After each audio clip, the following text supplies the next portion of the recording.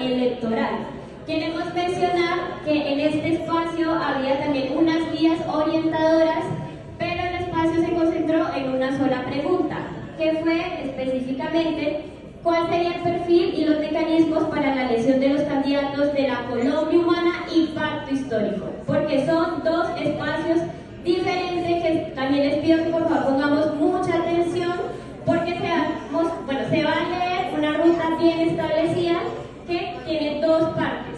Primero, en la mesa se llegaron a unos consensos, unos acuerdos genéricos que todos estamos de acuerdo, pero también hay unos, podríamos decir, disensos, sino como que falta tomar decisiones frente a algunos temas que se presenta aquí en el espacio para que posteriormente, en el siguiente espacio, como muy bien dijo la presidenta, se puedan tomar decisiones. Entonces, damos el espacio a la lectura. Bueno, buenas tardes compañeras y compañeros. Nosotros tenemos dividida la relatoría entre unos consensos generales y unos consensos divididos en cada una de las instancias de Cámara, Senado, Presidencia, que es a lo que vamos a ir. Recuerden que esta fue la mesa electoral donde se tocaron pues, los puntos que Jennifer ya mencionó.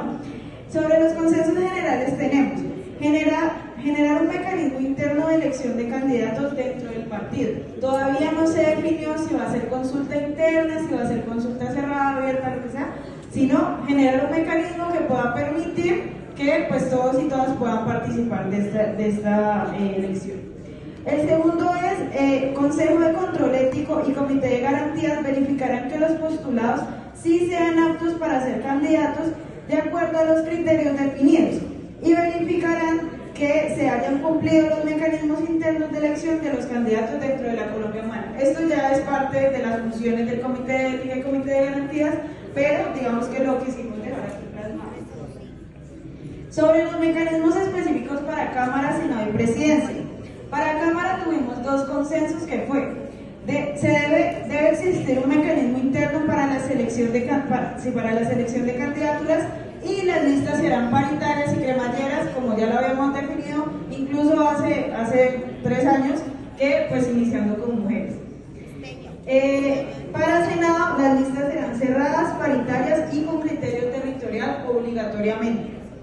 La decisión del orden de la lista será mediante el mecanismo interno de elección de los candidatos que se defina, todavía no se ha definido cuál va a ser ese mecanismo. Un criterio es que no habrá dispersión de los precandidatos de la Colombia Humana para la lista del Pacto Histórico. Esto quiere decir que no vamos a llevar 50 candidatos, 100 candidatos a la lista del Pacto Histórico, porque lo que vamos a hacer es que vamos a dividir nuestra votación y pues realmente nuestros candidatos no van a tener posibilidades frente a los otros partidos. Y por último, frente al Senado, es la aplicación de reglas claras y nacionales para evitar favoritismos, pues que estas listas pues, puedan ser abiertas.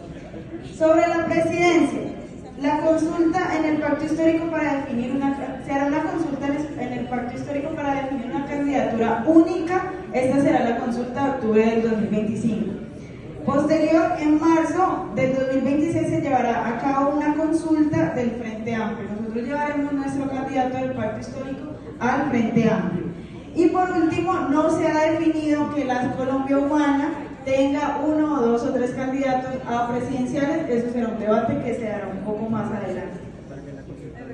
Sobre los criterios de perfil de los candidatos, tuvimos 3 consensos. Lo primero es que los candidatos tengan trabajo territorial y social comprobado. Lo segundo es una petición que nos hacía incluso nuestro vicepresidente de formación, es que los candidatos tengan formación certificada por alguna de las escuelas del partido que van a empezar próximamente, según tengo entendido. Y por último, que no se tengan antecedentes disciplinarios o judiciales que tengan que ver con corrupción o violencias basadas en género. Y por último, sobre los consensos, en la entrega de avales tuvimos 2 consensos.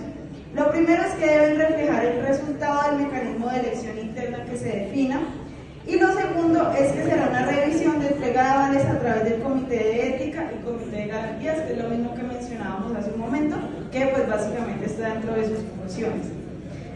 Sobre los disensos, tuvimos varios disensos que ya lo han mencionado los vicepresidentes y la presidenta, y es que pues serán las discusiones que se darán en los próximos meses antes de la consulta, que lo primero es sobre el tipo de mecanismo de elección de candidatos, que pues hay unos sectores que plantean que sea un comité de acreditación departamental, incluso dentro de este hay disensos, que se habla de que a través de delegados departamentales electos o a través de la asamblea, a través de votación directa de la militancia activa se verificaría el tema de los candidatos. En dado caso que el mecanismo sea el comité de acreditación departamental.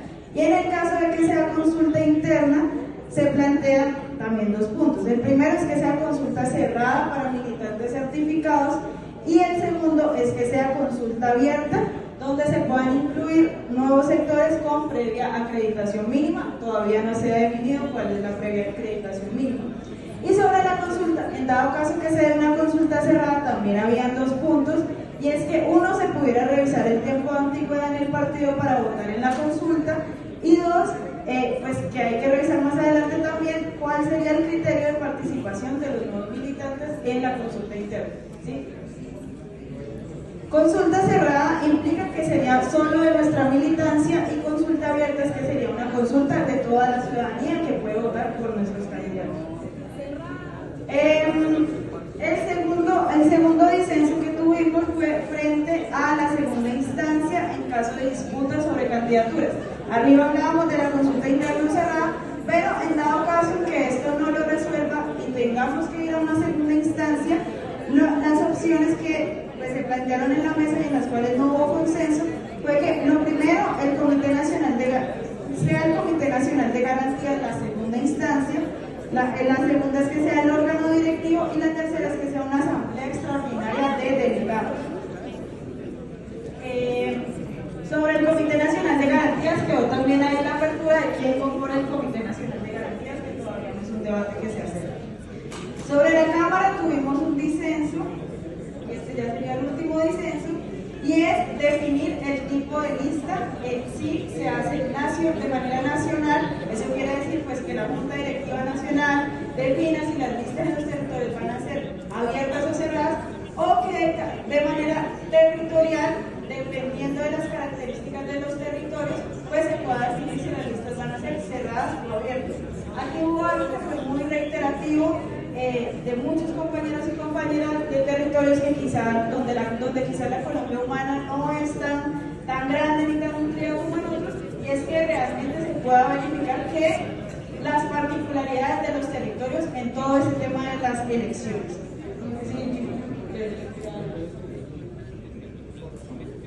Bueno, moderación. ¿Preguntas?